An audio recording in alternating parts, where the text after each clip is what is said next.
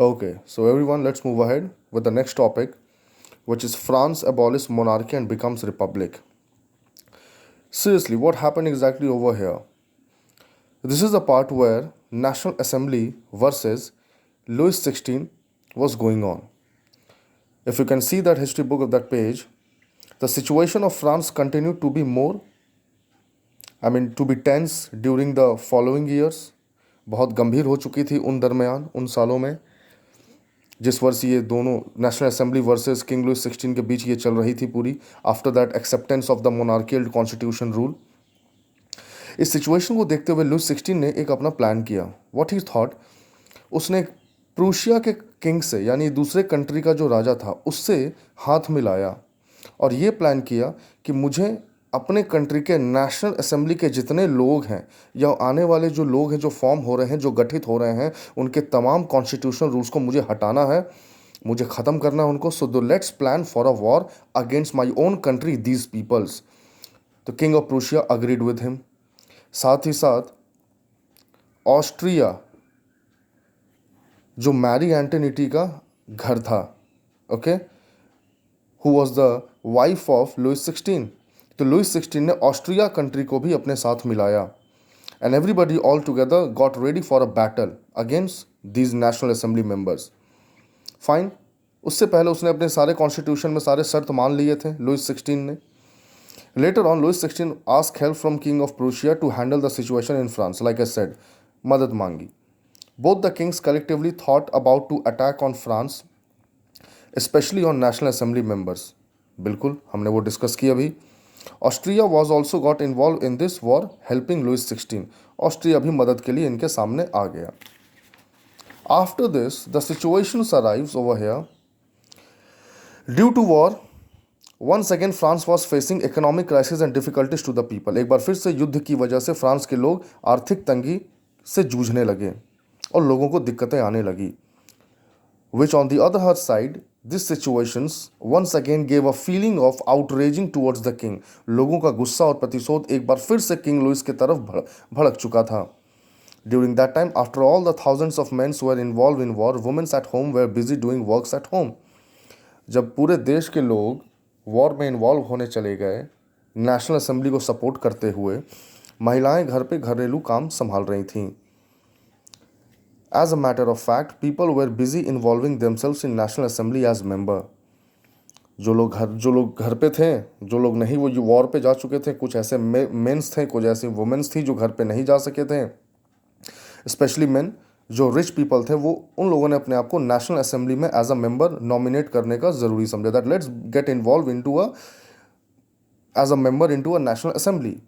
Meanwhile जितने लोग भी फ्रांस के जितने भी लोग जो भी वॉर के लिए जा रहे थे मार्सिली टू पेरिस, मार्सिली एक जगह थी, ओके। ये लोग किंग के खिलाफ जितने लोग जा रहे थे कॉमनर्स किंग के प्रति, तो ये लोग पेरिस पहुँचे। तो मार्सिली से पेरिस जितने लोग पहुँचे मार्च आउट करके, सो दे गॉट अ सॉन्ग, वो एक गाना गाते गए which song was represented as a patriotic song and later on that song became a national anthem that's called Marsili, written by the poet Roger D. Ely. Fine. Later on the other hand side, all of a sudden middle class people were enthusiastic with involving them in political clubs. अचानक से एकदम से middle class के लोगों को भी अंदर से एक एंथुजियास्ट एक जोश आ गया, एक मोटिवेशन आ गया कि let's we also get involve in political clubs. हम लोगों को भी राजनीति में इन्वॉल्व होना है इवेंचुअली। तो उस दरमियान जो सबसे बेहतरीन और सबसे पॉपुलर पॉलिटिकल क्लब बनकर आई वो आई जैकोबियन क्लब। फ्रांस में क्लब्स को भी पॉलिटिकल पार्टी के नाम से रिप्रेजेंट किया गया था। Fine, now the most important fact regarding the Jacobin club, who were the members. If you are talking about the middle class people, if you are talking about the middle class people getting involve in political clubs, और जो political club सबसे famous होकर उभर कर सामने आई Jacobian club, तो उस middle class में कैसे कैसे लोग थे, what kind of people were involve in that. So they were servants, shoe makers, watch makers, daily wage workers as a मजदूर जो भी थे, pastry cook, etcetera etcetera. You can see in the book which have been underline. इन तमाम किस्म के लोग involve थे जैकोबियन क्लब में, और इनका राजा लीडर कौन बन के आया, Maximilien Robespierre. Now what exactly happened, जब इस युद्ध के दरमियान जो ये जो ये वॉर करने की जो प्लानिंग चल रही थी, ये पूरा वॉर का सिचुएशन जो था, during this war in April 1972, the prices of food items increased due to war once again, which Louis had planned. जो भी वस्तु थी, जो खाने की सामग्री जो थी, उसकी कीमत अचानक से फिर से बढ़ गई वॉर की वजह से। ठीक है, लोगों का गुस्सा, जो नॉर्मल लोग थे, suppose once again the normal people of the France, इनका गुस्सा फिर से भड़क गया। Again they got outrages towards the king, that over and over again and again it is just the third states people, ये सबसे गरीब लोग हैं जो हर बार इसकी कीमत चुकाते हैं, सबसे ज़्यादा उन पे ही असर होता है। तो इस बार उन लोगों ने सोचा कि let's remove king once and for all, राजा को एकदम से हटा ही देते हैं फ्रांस की सत्ता से। Robespierre Maximilien was the man who got elected as the leader of the Jacobean club. So what exactly happened after that? Along with the third states people, the National Assembly peoples, with the soldiers of the National Assembly, they attacked on the palace of Tuileries. जो palace of टूरेलीज था, उन लोगों ने उस पर attack किया। वहाँ के जितने गार्ड्स थे सबको उन लोगों ने मार डाला। And they captive the king of that Tuileries, वहाँ के राजा को उन लोगों ने गार्ड बनाया और जेल में डाला। Similarly with the same thing happened with the king as well of Louis 16, इसे भी अब जेल में बंद कर दिया।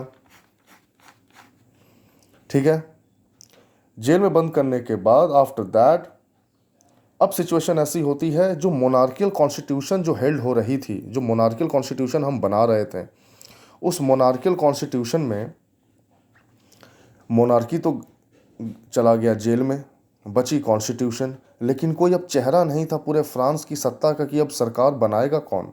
नेशनल असेंबली तो थी, लेकिन नेशनल असेंबली का भी कोई एप्रोप्रिएट लीडर नहीं था। There was not a single kind of such a person who could lead the entire national assembly or as a government, you can understand like that in any of the sense. So what exactly happened? Maximilian Robespierre thought it was a golden opportunity to lead the country. So he thought about himself that let's do something, a revolutionary change. So there was a punishment called guillotine. You can see in the book, guillotine. It's a kind of a punishment been done in France especially. So you can see in the book, it has been marked over there. On 21st January 1973, publicly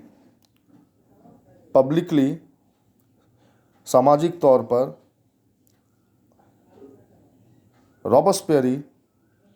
रॉबस्पियरी ने Louis 16 को publicly guillotine करवाया। ही punished him, और उसकी wife को भी कारावास for ever, hang till death, उसे भी फांसी दी, मैरी एंटोनिटी को। And this way, the entire monarchy rule got ended on 21st January 1793. Let's go on the next topic, the Reign of Terror.